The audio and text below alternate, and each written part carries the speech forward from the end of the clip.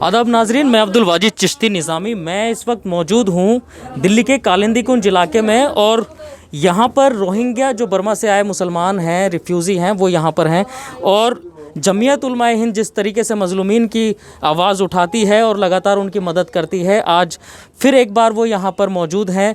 जमीयत उलमाए हिंद की जो है पूरी टीम यहाँ पर मौजूद है और मौलाना हकीमुद्दीन कासमी साहब मेरे साथ मौजूद हैं। क्या लेकर आए हैं इस सर्दी के मौसम में, क्या कंबल लेकर आए हैं, किस तरीके से मदद करते चले आ रहे हैं, वो यही सारी बातें मैं उनसे बात करूंगा। इस वक्त हम लोग सर्दी रूज पर है। सर्दी के बचाव का तोहफ़ा कंबल की शक्ल में इनको हदिया पेश किया गया है। इनकी और भी जो ज़रूरियात हैं उनका भी ख्याल रखा गया है। अल्हम्दुलिल्लाह जमीयत उलमा ने शुरू से हर मामले में इनकी देखभाल की है। मैं ख़ुद रोहिंग्या के लोग जो कोक्स बाज़ार बांग्लादेश में हैं, मेरा 2 मरतबा जाना हुआ। मैं तकरीबन 3-3.5 महीने वहाँ रहा। आज हमारे बीच में जमात उलमा तमिलनाडु सबाई के सदर हज़रत मौलाना ख्वाजा मोइनुद्दीन साहब दामद बरकातहुम बनफ़्स नफ़ीस यहाँ तशरीफ़ फरमा है। हमारे मौलाना अब्दुल अज़ीज़ बाक़वी साहब हैं, मौलाना अब्दुल रहमान साहब हैं और मौलाना मुजीबुर रहमान साहब। ये 4 वो शख्सियतें हैं जो तमिलनाडु से चल कर के यहाँ आई हैं।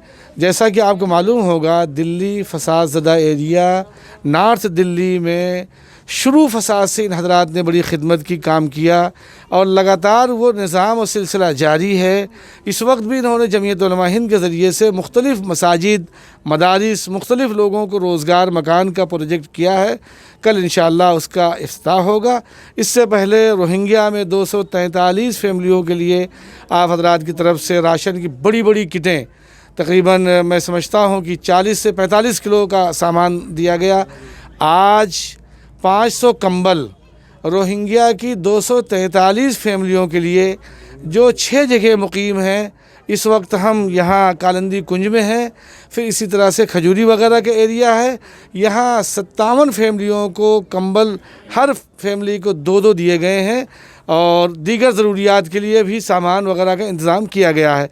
अल्हम्दुलिल्लाह और मज़लूमीन के लिए हमें बाज़ नुसरतों के लिए हम यहाँ आए हैं। जमीयत उलमा की तरफ से हमें उस नुसरत के तमिलनाडु जमात उलमा सबाई, यहाँ बहुत काम करने वाले जमीयत उलमा हिंद, उनके तरफ से रोहिंग्यों के लिए हमें ये मदद किए हैं। अल्लाह कबूल फरमाए। आप क्या कहना चाहेंगे, जिस तरीके से जो है कई मसले यहाँ बने हुए होते हैं, हर मौसम में कुछ ना कुछ परेशानियाँ रहती हैं, किस तरीके से दीगर जो तंजीमें हैं वो भी मदद के लिए आगे आ सकती हैं? अस्सलाम वालेकुम।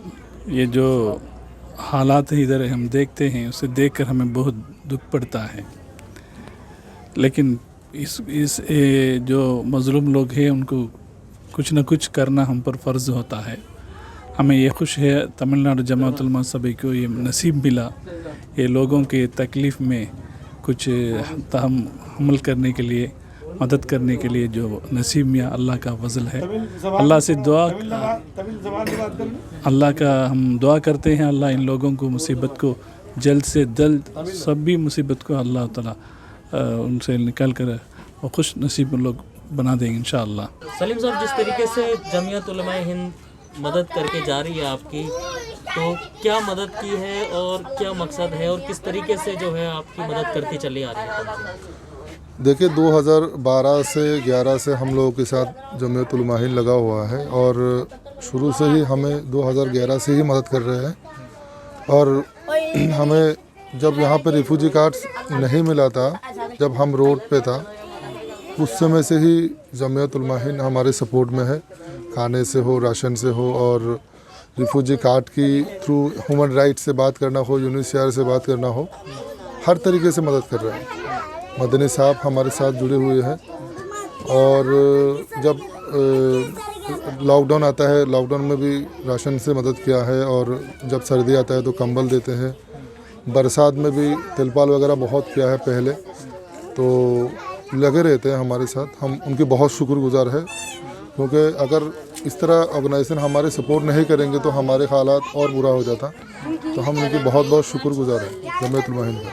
हुकूमत किस तरीके से मदद कर रही है आपकी? हुकूमत पानी जो है जो पीते हैं उसमें से बच्चे बहुत बीमार होते थे।